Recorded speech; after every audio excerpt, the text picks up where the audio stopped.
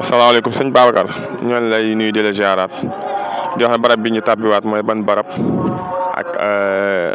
nga am nañu ci ay leeral yoo xam ne nii tamit dinañ ci mën a gindeeku daal. waaw asalaamaaleykum wa rahmatulahi taala wa barakatu wasalaatu wasalaamu ala rasulillah kon fii ñu ngi ñëw nii mooy kees gi mooy keesu jàkk ji nga xam ne sëñ bi keroog bi mu sancee fii ci kër gi le 15 janvier 1913 la dëkk si fii keroog bi mu sancee kër gi jàkk ji nga jàkka lool mooy barak boobu photo bu siiw boobu ñëpp xam barak baa ngi nii 1960 bi lañ dindi barak bi def fi tabax bii barak boobu nag moom la fi sëñ bi njëkk deflu waaw néegu yàlla fi njëkk def bi mu sancee fii néeg bi la fi njëkk def wax ko maam Cheikh Anta borom dërëm ak ngërëm mu ne ko dama bëgg ñu defaloon fii jàkka mu wax taalibeem bu ñuy wax Baye Laay Gay ñu def ko dóorlu ngeer lañ ko njëkk def mu jigi nag la nga sëñ bi dindi de ngeer yooyu 1913 14 ci la jàpp 15 ci lañ ko dindi nag def ko barak mooy barak boobu nga xam ni ci la photo bu siiw boobu ñëpp xam ko fii la ko defoon jàkka ji nag xam fukki at ak juróom yi mu nekk njaari ñëpp fi laan jullee fi laan gàmmoo dimanche ni fajar la fi mujj ñe na yee feeñee it dàqul yee bi mu yee feeñee ñu gis ko it weddiwut lii bu waxoon ne la seule photo de Cheikh Ahmadou Bamba et celle-ci kon bu boobaa dañuy juum waaye dana qu'on lui connaît mooy bi ñu ko xamee mooy bii kon maanute moo ngoog biñu dee nag ba jëmmi jamono yee feeñ Europe maanutee ngoog bu ko defee kon fii nañ ko xamee noonu moom France baa ngi léegi nag ñu ne nag qu'on lui à cet endroit avec en arrière-plan la mosquée en baraque rénovée par son petit Cheikh Ahmadou Mbacké Gaïndé Fatma moo ko yeesal en 1968 ñu ngi ko bindaat fii en anglais c'est que it is in this holy place that Cheikh Ahmadou Bamba officiated the 5 daily prayers during his stay of 15 years in Diourbel from 1912-1927. The only photo that we know him was taken to this place with, in the background, the mosque in barracks renovated by this grandson, Cheikh Ahmadou Mbacké Gaïndé Fatma, in 1968 mooy 1968. kon ñu xamee ko noonu fii nag boo duggee fii la ko fukki fan yeeg juróom yi ko yontu bi feeñoon ci ginnaaw la ba ci këri jinne yi fii la ba ci barab bi soxna yi fii la maanaam daal fii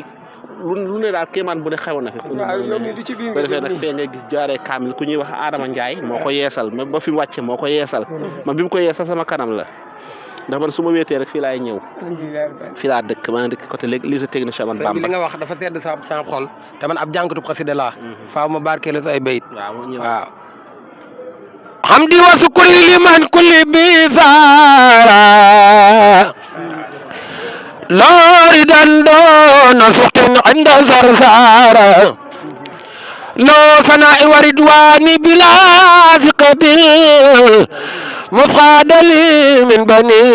ديمان أنصارا لله كل لدى أباري مكرمة من أطعنا وفي حجم من سارا إن الذين إلى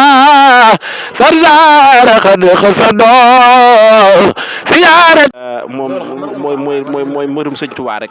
dafa xam ne ñett rek a fi ne nee na li mot a def lépp a def li mot a def mooy jaamu yàlla ndax da lay xëccal àjjana dina sori sawara li mot a def mooy am po ndax du la may dara lépp a def mu ne mooy yàlla tomb ba da ko tibb sànni ne ko bu ko sa xel xalaat gis nga tombam yëpp fii la ko daa defee waaw tombam yooyu doy na sëkk mën na lépp ngoog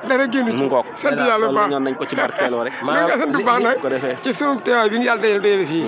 ndax maanaam da nga noo mottali jotaloon ba mu yaatu ba mu xàcc kon nag loolu am nañ ci biir moo xam waaye foofu ndax am fu yem waaye lépp sëriñ bi jërëjëf mën naa ko am wala si barkeb waltuf bina wa qawwina wa kullana wa hablana usul khataami rabbana si barkeb suman tuhibbu wa in satat bika daaru wa alamin duni saxruna wa xaaru si barkeb sadid lisani nawil janani safid amani wasid balay si barkeb nafaxani mala bi yakun bi waladi wala bi walidin fatabal khaladi si barkeb yasir luhum bi lasi taxasara fa kullu ma yasira si barkeb waccal kitabati rabbi kullu mutalihin li wajhi rabbi barkeb cheikhul khadim jërëjëf